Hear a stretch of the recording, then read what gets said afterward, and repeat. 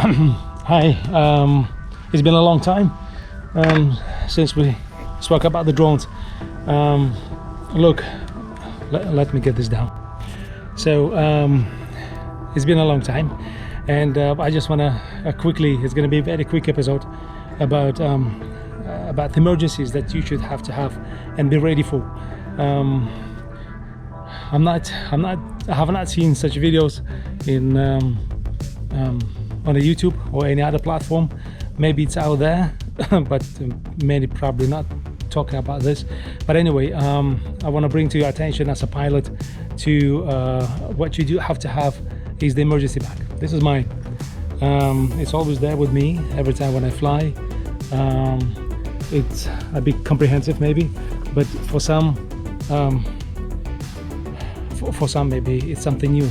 Many prefer just to fly, getting a drone, getting the battery, giving some training, giving some simulator hours done, and back on the field and try to fly. I mean, that's a good thing, but very crucial, guys, that you do remember, this is not a joke. Drones it's very powerful. The RPM over every motor is very strong and very fast, so accidents do happen, but many people don't really talk about this, but it's very essential that you're ready for it. So I'm gonna quickly wrap it up a video about my emergency bag, what I have, and probably you will have one soon, the same or half of the same what I have. But this is very important. So we'll go back home, I'll put the light on, put the stuff on a table, and let me talk about it, okay?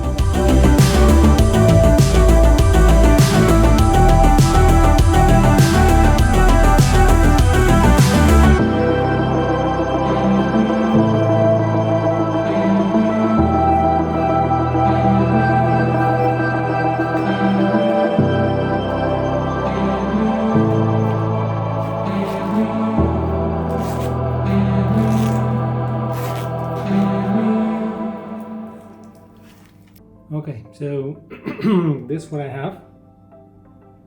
It's basically, it's not that big, and it's not that small, I guess. Flashlight. I do have a plastic bags there, but I'm gonna tell you what is it for.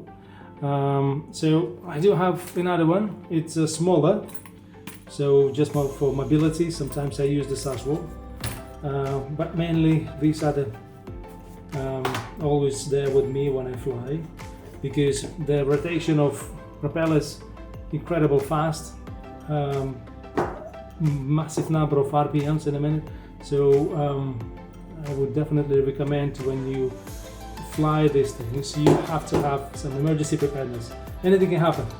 So I think it's very essential for you guys, if you have not the same, but at least happily.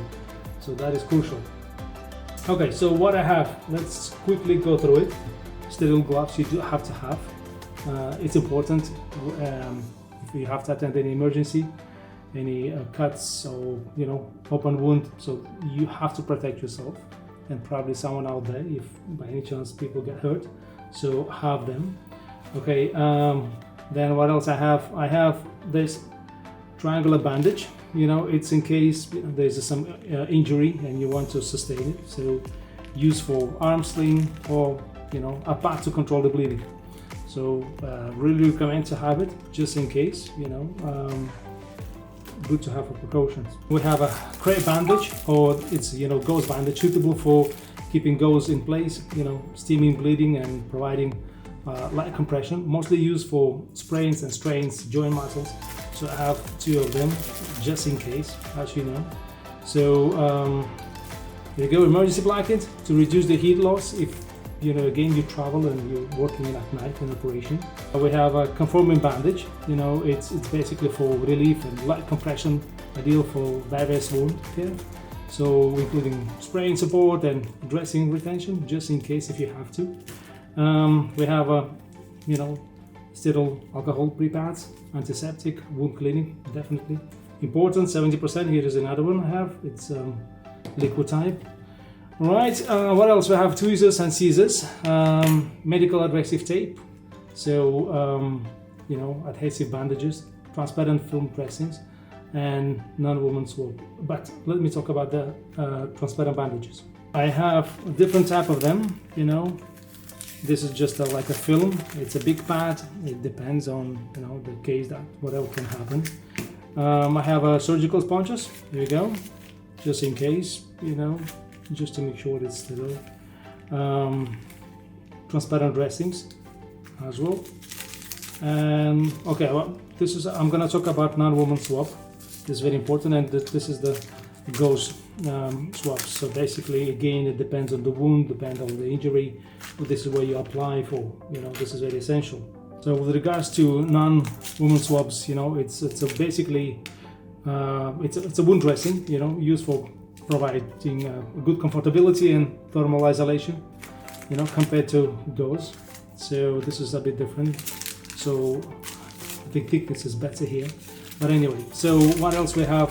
We have transparent dressing, surgical sponge. There you go. Then very essential. I think it's important to mention what you do have to be ready for. I think maybe worst case scenario. I'm not sure to what extent it's worst case, but finger amputation. This is very crucial. It's a very serious thing.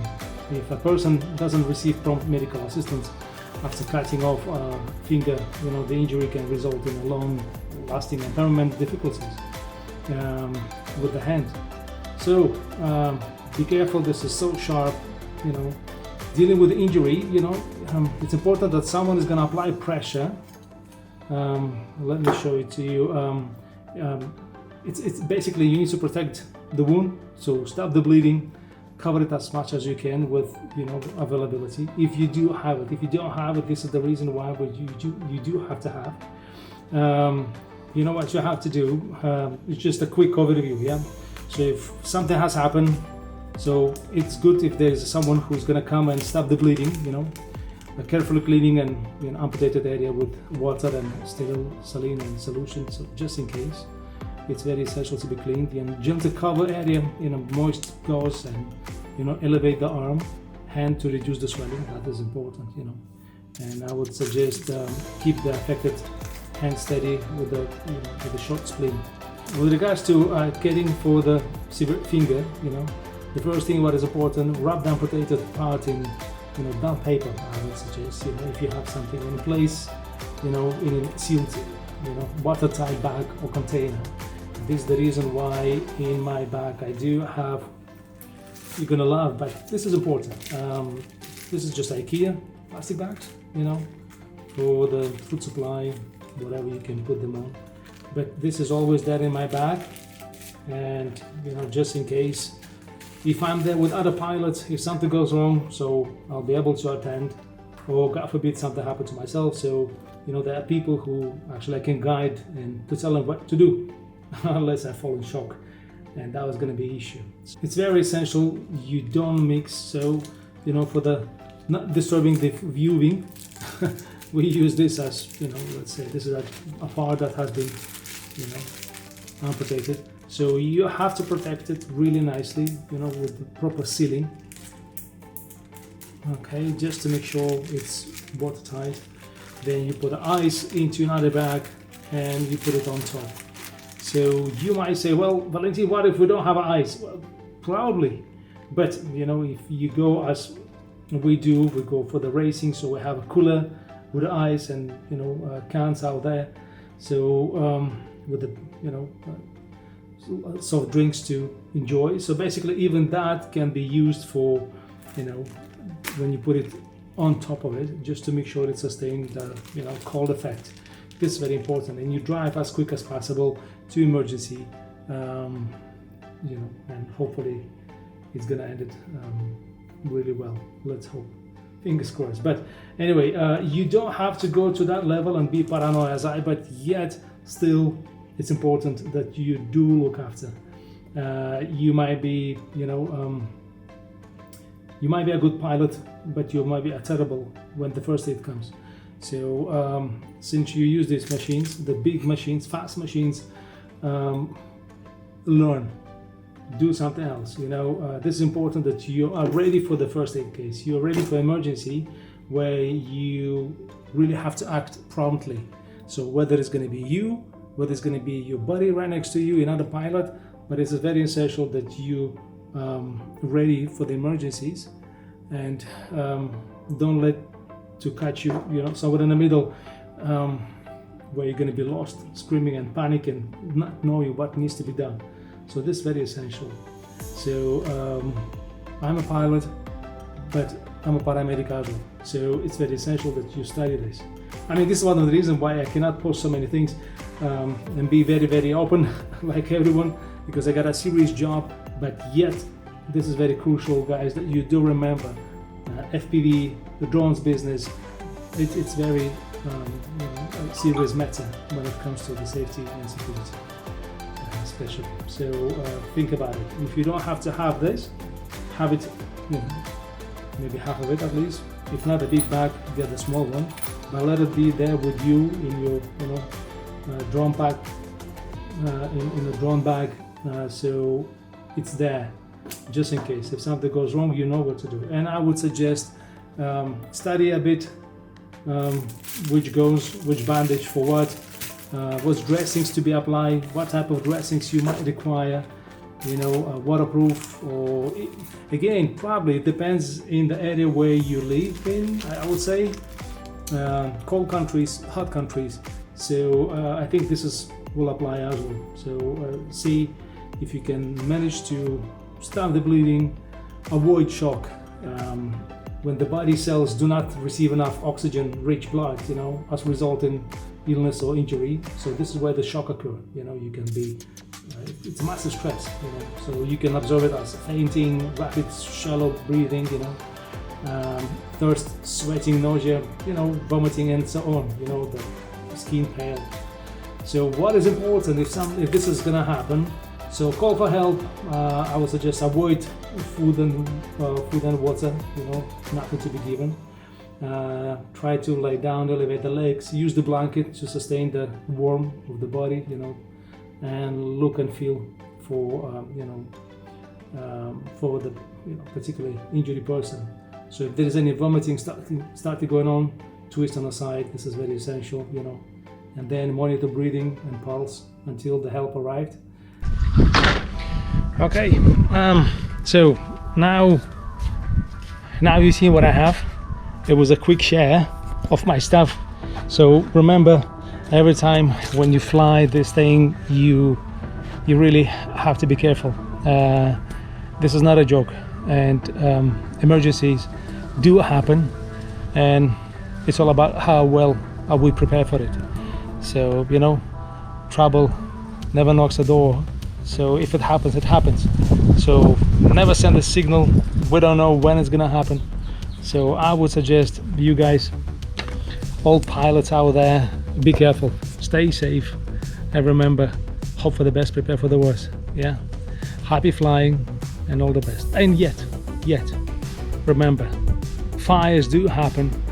I'll try to cover this up in the next episode, but I'll see if it's if it's going to be appropriate, as my schedule is very tight, and I want to see if it's going to happen. So, but yes, remember, your batteries, the way you're managing your batteries, the way you're storing your batteries is very essential. So in case if there is a fire, what you're going to do? So are you ready for that? Do you have the measures? Do you know what needs to be done in case of fire? Whether it's your house, if it's happening in your car. So look, don't be paranoid like myself, but be ready. Yeah, so it's better be ready and sort of be prepared for the problem than simply not knowing anything. And if it's gonna happen, chances are gonna be very less to do something right. Okay, see you later. Bye-bye. Just one more thing, I completely forgot. This is very important to mention. I was mentioning the house in case of shock, so God forbid any amputation to the pilot or to the viewer or to visitor, whoever is there passing by. So God forbid if this has happened, so very important, try to get the part in the cold area by protecting it bag into bag, and just keep an eye because when the shock strikes, it's very crucial. So you should understand what are the symptoms and how to treat them. And what is important, if you don't treat shock as quick as possible and appropriately, person might go into, cardiac arrest. So if this has happened, you have to go with the CPR. So bringing the small problem into the CPR, are you serious? Yes, you have to be ready. So get your courses, do your first aid training, get certified, and fly safe. All the best. See you. Bye bye.